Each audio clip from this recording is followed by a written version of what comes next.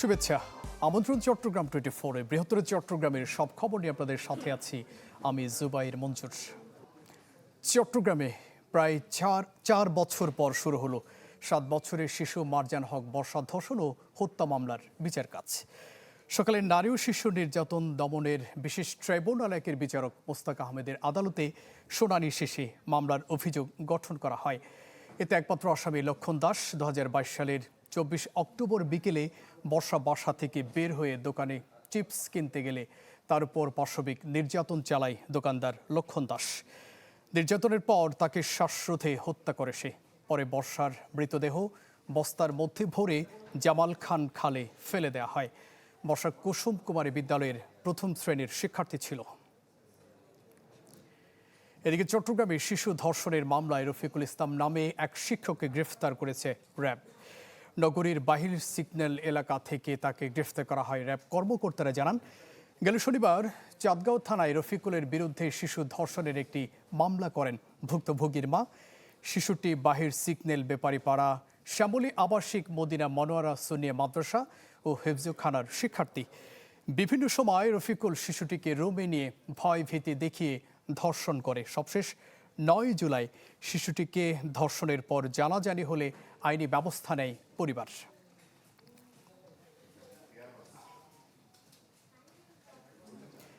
এবারের বন্যায় ভয়াবহ বিপর্যয়ে নেমে এসেছে বান্দরবানের সড়ক যোগাযোগে। বানের স্রোতে ভেঙে গেছে বহু সড়ক, বিধ্বস্ত হয়েছে বিভিন্ন সেতু কালভার্ট। সব মিলিয়ে ক্ষতির পরিমাণ প্রায় 183 কোটি টাকা। এতে চলাচলে চরম ভোগান্তিতে স্থানীয়রা। টানা ভারী বর্ষণ ও পাহাড়ি ঢলে বান্দরবানের সড়ক যোগাযোগ ব্যবস্থায় নেমে আসে ভয়াবহ বিপর্যয়।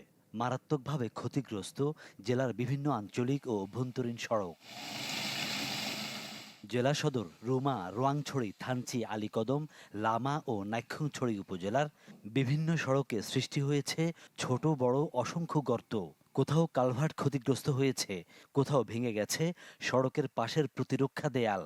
এতে অনেক এলাকায় এখনও বিচ্ছিন্ন সড়ক যোগাযোগ। আমার পিছনে যে ব্রিজটা আছে এখান থেকে শুরু করে পাহাড়ি ধসের কারণে মানুষের যে ছোটখাটো রাস্তাঘাট সবকিছু অবস্থা খুবই নাজুক। আমাদের অনুরোধ সংশ্লিষ্ট পক্ষকে যে আমাদেরকে যেন তাড়াতাড়ি ব্রিজ রাস্তাঘাট দ্রুত নির্মাণ করে দিতে। বান্দরবান থেকে রাঙ্গামাটির যোগাযোগ আপাতত বন্ধ ব্রিজ ভাঙার কারণে মানুষ চলাফেরা করতে খুব কষ্ট পায়। যে কোনো একটা মোটরসাইকেল আসলে ক্রসিং করতে আমাদের সমস্যা হয় এখানে।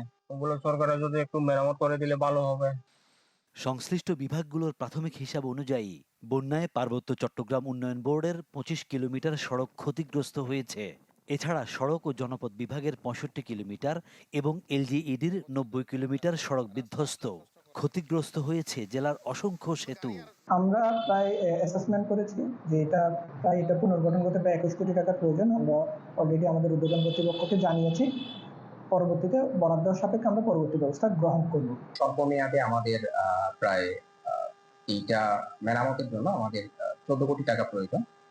আর দীর্ঘমেয়াদে এই সড়ক নেটওয়ার্ককে আগের অবস্থায় নিয়ে যাওয়ার জন্য আমাদের 62 কোটি টাকা প্রয়োজন। প্রাক্কলন রেডি হলে পরে আমরা ঢাকায় বরাদ্দের জন্য পাঠাবো।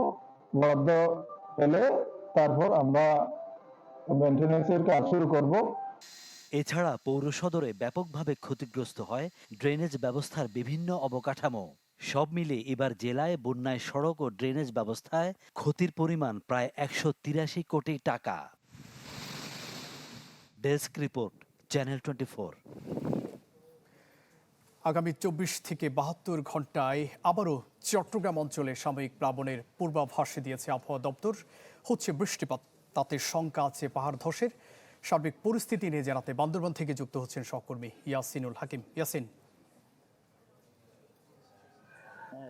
আসলে কয়েকদিন টানা বর্ষণের পর বান্দরবানের নির্মাঞ্চল প্লাবিত হয়েছে। এর পরবর্তী থেকে বেশ কিছুদিন রোদ্রোজ্জ্বল পরিবেশ আমরা দেখেছি, কিন্তু গত কয়েকদিন এবং আজকে সকাল থেকে আমরা দেখেছি বিভিন্ন সময় থেমে থেমে বৃষ্টি, আবার কখনো ভারী বর্ষণ, কখনো গুড়ি গুড়ি বৃষ্টি। এটির কারণে কিন্তু পাহাড়ের যে একটি সে সংখ্যা রয়েছে সেটি আমরা লক্ষ্য করেছি। আমরা কথা বলেছিলাম পানি সংরক্ষণ এবং মৃত্তিকার সাথে, তারা আমাদেরকে যেটি জানিয়েছে যে টানা বর্ষণের কারণে পাহাড়ের যে মাটিগুলো রয়েছে সবগুলো আসলে অনেকটা নরম হয়ে গেছে এবং বিভিন্ন জায়গায় অতীত আসলে পাহাড় ধসের ঘটনা ঘটেছে। এবং আজকে এবং গতকালকে যে টানা বর্ষণ, থেমে থেমে বৃষ্টি এবং ভারী বর্ষণ, এটির কারণে পাহাড় ধসের আরো একটা সংখ্যা বেড়েছে এবং এটির কারণে কিন্তু আশঙ্কা থেকে মুক্ত থাকার জন্য মানুষকে পাহাড়ের পাদদেশ থেকে যারা বসবাস করছে তাদেরকে সরে যাওয়ার জন্য তারা পরামর্শ দিয়েছে।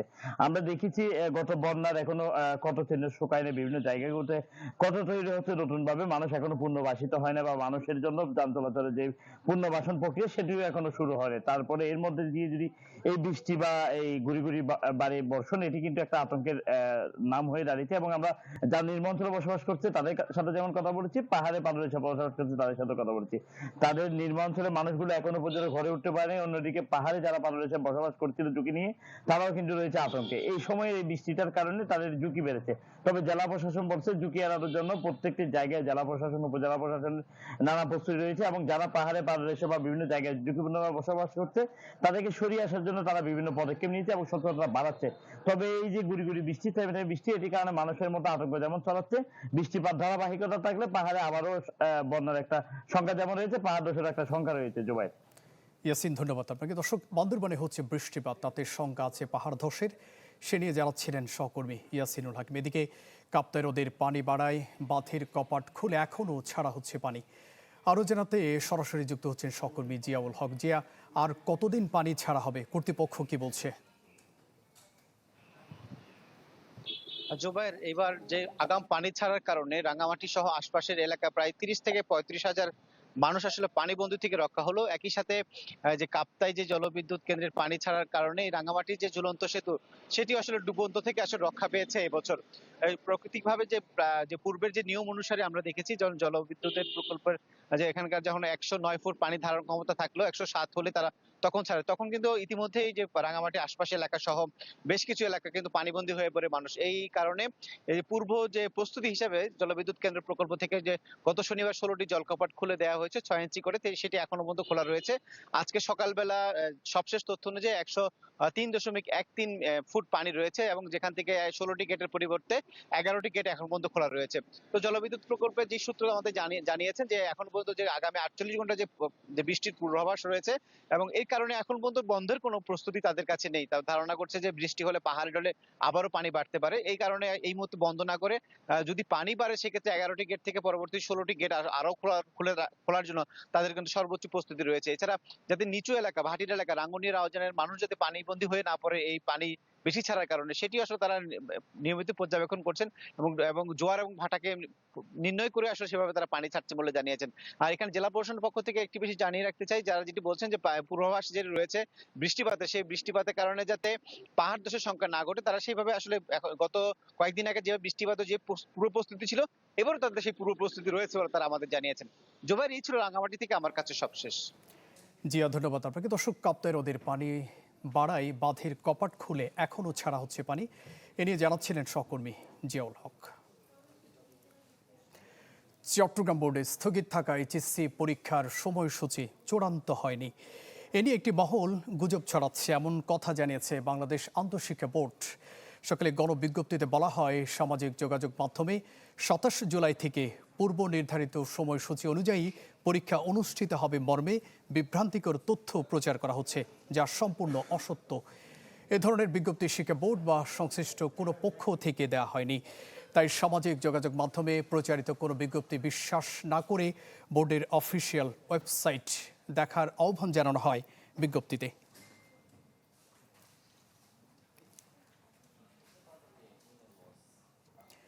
রুগ্ন চট্টগ্রামের 21টি তৈরি পোশাক কারখানা, এর পেছনে নানা কারণ থাকলেও মূলত ভাড়া বিল্ডিংয়ে ব্যবসা পরিচালনা করাতেই এ দুর্দশা। দুস্থ এসব উদ্যোক্তাকে বাঁচাতে দুটি পদক্ষেপ নিচ্ছে বিজিএমইএ। একটি হলো গ্রিন ফাইন্যান্সিং লোন, আর অপরটি বন্ধ সরকারি প্রতিষ্ঠান বরাদ্দ নিয়ে পোশাক কারখানা চালুর ব্যবস্থা করা। ফখরুল ইসলামের রিপোর্ট। চট্টগ্রামে বর্তমানে বিজিএমইএ এর তালিকাভুক্ত রুগ্ন তৈরি পোশাক কারখানা 21টি, যার অধিকাংশই রুগ্ন হয় সম্প্রতি। কারখানা স্থাপন এবং ব্যবসা পরিচালনায় এসব প্রতিষ্ঠান ঋণ নেয় প্রায় 1525 কোটি টাকা, যার মধ্যে পরিশোধ হয় 976 কোটি, অর্থাৎ প্রায় 550 কোটি টাকার দেনার ভার এসব কারখানা মালিকের কাঁধে। তথ্য বলছে, অধিকাংশ প্রতিষ্ঠানের ব্যাংক হিসাব শ্রেণীকৃত, কোনোটির ঋণ মন্দ, কোনোটি আবার পেয়েছে পুনঃতফসিলের সুযোগ। এসব প্রতিষ্ঠানের মধ্যে সর্বনিম্ন ঋণ 1,70,00,000 থেকে সর্বোচ্চ 515,65,00,000 পর্যন্ত। এ দুর্দশার শুরু মূলত করোনাকালে, সাথে যোগ হয় ওয়ার্কিং ক্যাপিটাল সংকট, সিআইবি রিপোর্ট, যুদ্ধ, রাজনৈতিক অস্থিরতা, ব্যাংক সমস্যা এবং ভাড়া বিল্ডিং।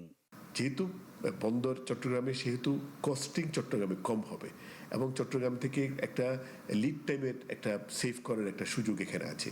তো ওই জায়গায় আমরা কিন্তু ইন্টারন্যাশনালি কিন্তু একটা ভুল বার্তা যাচ্ছে যে তোমাদের দেশে যেখানে গার্মেন্টস ফ্যাক্টরি হওয়ার কথা ছিল সেখানে না হয়ে অন্য জায়গায় হচ্ছে। ক্ষুদ্র মাঝারি শিল্প কিন্তু চট্টগ্রাম অঞ্চলটি এবং আমাদের চট্টগ্রামে এখনো পর্যন্ত শেয়ার বিল্ডিংয়ের মধ্যে ফ্যাক্টরি আছে। চট্টগ্রামে যে ইন্ডাস্ট্রিয়াল জোনগুলো হচ্ছে ওখানের মধ্যে আমরা যারা লোকাল ইনভেস্টররা আছি আমরা সহজে কিন্তু ওখানে যেতে পারছি না। বিজিএমইএ বলছে, চট্টগ্রামের দুস্থ প্রতিষ্ঠানগুলোকে পুনরায় চাঙ্গা করতে 2টি উদ্যোগ নেওয়া হয়েছে, যার একটি বন্ধ হওয়া সরকারি শিল্প কারখানা বিজিএমইএর মাধ্যমে বরাদ্দ দেয়া, আরেকটি হচ্ছে গ্রিন ফাইন্যান্সিং লোন। এসএমইর এই সুবিধা নিশ্চিত হলে কয়েকজন উদ্যোক্তা একই ভবনে ব্যবসা চালাতে পারবেন। মন্ত্রণালয়, বিভিন্ন মন্ত্রণালয় হচ্ছে আপনারা বেজাখানা বিজিএমইকে দেন। এখানে অনেকগুলো সরকারি বড় বড় ফ্যাক্টরি আছে যেগুলো বন্ধ, যেগুলো ওনারা প্রাইভেটাইজেশন অথবা লিজে চলে আছে। তো আমরা বলছি আপনারা বিজিএমএকে দেন, আমরা নিজেরাই আমাদের মেম্বারদেরকে ফ্যাক্টরি ওখানে ফ্যাসিলিটেট করবো। কমপ্লায়েন্স ফ্যাক্টরি ছোটো ছোটো, যেটা 20,000 স্কোয়ার ফিটের মধ্যে মাল্টি ফ্যাক্টরি যেগুলি আছে, ওগুলি যদি ট্রাইপ্যাট্রিয়েটিভ করে বাংলাদেশ ব্যাংকের সাথে গ্রিন ফাইন্যান্স নিয়ে ওনাদেরকে যদি একটা কমপ্লায়েন্স একটা ফ্যাক্টরি বিল করে দিতে, উইথ শেয়ার্ড ইউটিলিটি, জেনারেটর বলেন, তারপর নিচে বন্ডেড ফ্যাসিলিটিগুলো শেয়ার করে, I think that's also good initiative. সংকট না কাটলে ভবিষ্যতে দুস্থ হবে আরও অনেক প্রতিষ্ঠান, শঙ্কা বিজিএমইএর। ফখরুল ইসলাম, চ্যানেল 24, চট্টগ্রাম। অস্বাস্থ্যকর ও নোংরা পরিবেশে খাবার তৈরি সহ নানা অনিয়মের দায়ে চট্টগ্রামে ফুলেল ফুড প্রোডাক্টসকে 1.5 লাখ টাকা জরিমানা করেছে ভোক্তা অধিকার। দুপুরে নগরীর কালুরঘাট গোলাপের দোকান এলাকায় প্রতিষ্ঠানটির কারখানায় অভিযান চালায় সংস্থাটি। ভোক্তার উপপরিচালক মোহাম্মদ ফয়জুল্লাহ জানান, কারখানায় অত্যন্ত নোংরা অস্বাস্থ্যকর পরিবেশে খাদ্যদ্রব্য তৈরি এবং প্রক্রিয়াজাত করা হচ্ছিল। এছাড়া খাবারে অনুমোদনহীন ও স্বাস্থ্যের জন্য ঝুঁকিপূর্ণ কেমিক্যাল ব্যবহার করার প্রমাণ পায় সংস্থাটি।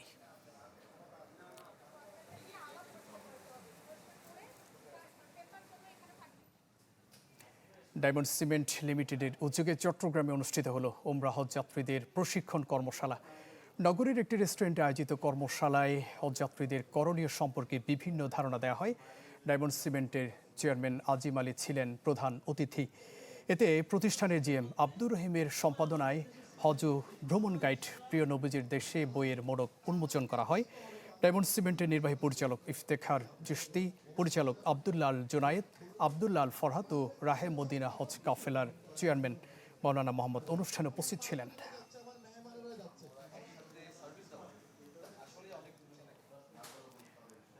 দর্শক, এই ছিল চট্টগ্রাম 24-এর এখনকার আয়োজন। এতক্ষণ সাথে থাকবার জন্য ধন্যবাদ সবাইকে।